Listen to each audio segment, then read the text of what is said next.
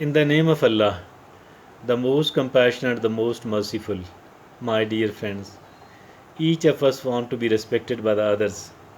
Apart from other things, since we do have many of the needs, some of the needs are more important as compared to the other needs. And this thing is also a need of ours. Everyone else feels that he, she must be respected by the others. And that those people with whom particularly someone else is interacting with, someone else is acquaintance with, should be respecting. So this is really one of the most important thing, one of the priorities of a human being.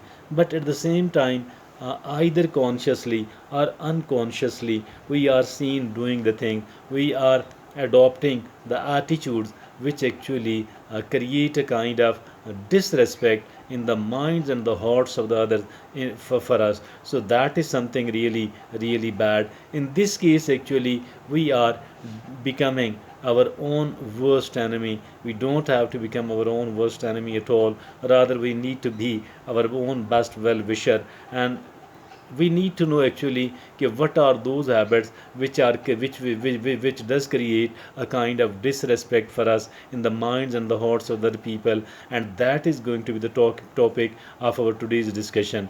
And to seek a guidance from an expert, we have also chosen a very, very beautiful article, a very effective, useful article on the subject as well. And this article has been authored by Holly Burns. Holly Burns is a well known researcher and author, and he has come up here with a very useful article and has given it the caption of 11 common habits 11 common habits that make people lose respect for you, losing respect in the minds and the hearts of the other people. So that is something really bad. What are those common habits? Let's talk about all those one by one. First of all, Holy Burns says that it is the dishonesty, being dishonest, being not being honest. I think lacking the honesty, that is something really bad. Lacking the honesty, that is something really bad, and we need to become honest. If at all we want to be respected by the other people, we must be honest enough. And if at all we are not honest,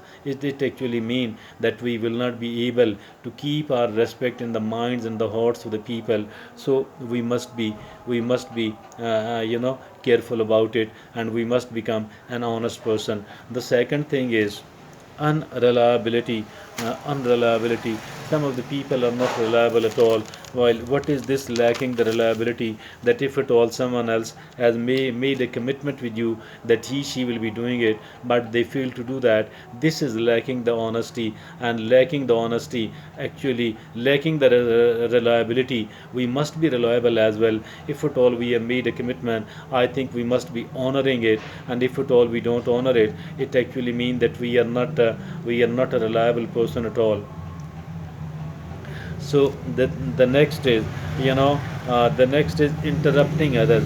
We don't, while somebody is talking, I think they should be allowed to complete whatever they want to say. But if at all we do have to interrupt, we must be humble and polite, and that must be that must be done in a careful and in such a manner that the other person does not feel offended, does not feel disrespected at all. And the fourth is negativity and constant complaining and negativity. It is the same thing. I think that we must drop this bad habit of constantly complaining, and we must avoid it. We must avoid the negativity. And if at all, instead of complaining, it is far more important to adopt the attitude of gratitude. So don't be a constant complainer at all. The next is being judgmental, being very harsh in criticizing the other, and always trying to find fault in other people. Like you have taken a kind of contract of finding faults in the other people. That is really, really bad, and that is intolerable. It must not be carried on at all, unless and until it has become very important to judge others. Otherwise there is no need at all to be a judgmental person. But something, whatever comes to the mind without any sort of effort, that can be kept and saved as a data until the very opposite evidence does appear. So we don't have to be judgmental at all. And still the next is, disrespecting others time, disrespecting others time. So I think that the people, some of the people, how do they disrespect the time of the other people? Because they don't come up on time, they don't come up on time. If at all they do have to appear at 3 p.m., they might be appearing at 3:30 or even later. It actually means that you don't have the respect for the time of the other people, or you are taking the time of other in something else which is absolutely unnecessary, which is absolutely useless. I think that we must be respectful toward other people. We must be respectful toward the time of other people, because the time is very important for all the successful people, for all the people, because the time is life. So we don't have to be disrespectful towards the time of the other people. Now the seventh is gossiping.